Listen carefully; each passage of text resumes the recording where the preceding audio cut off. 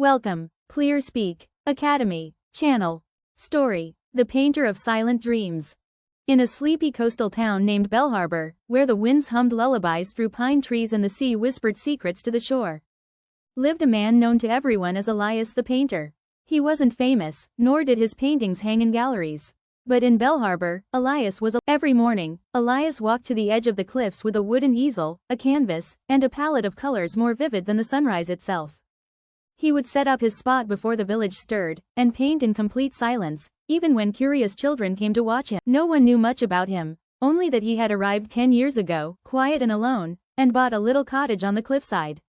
Some whispered that he had once been a great artist in the city.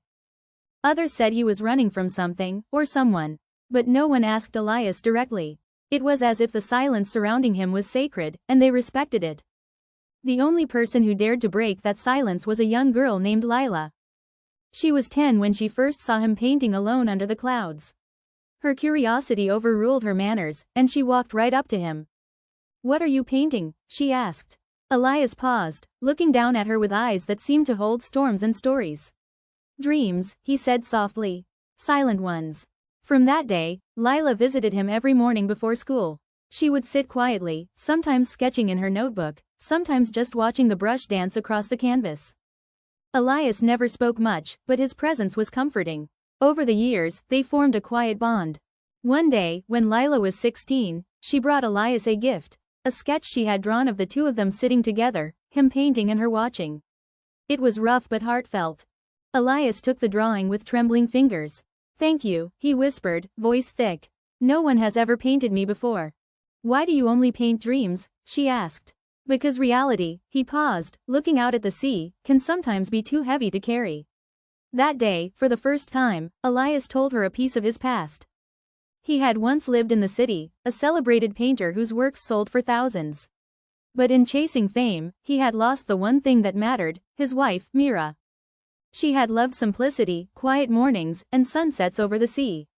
But Elias had ignored her soft wishes, always painting for others, never for her.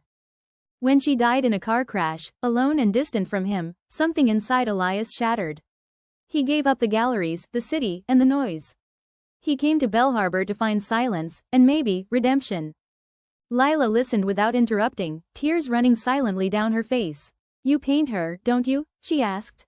He nodded. "In every sky, every wave, every shadow of light."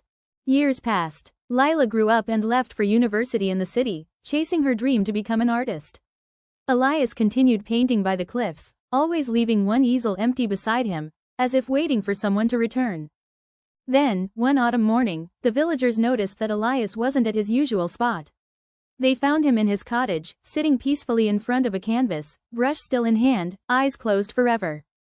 The painting in front of him was his masterpiece, a depiction of a golden sunrise over the Bellharbor cliffs. In the center stood a young girl with a sketchbook and a woman in white, her face radiant with peace. Behind them stood Elias, smiling. He had painted his goodbye. At his funeral, Lila returned, now a young woman with short hair and paint on her hands. She carried the same sketch she had once given him, now framed. In the small art gallery she opened in Bellharbor, she placed Elias's final painting in the center, with a brass plate below it that read, "The Painter of Silent Dreams, who taught the world to see with their hearts."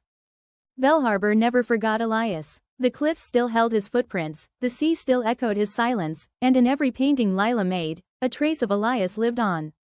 Thanks for watching.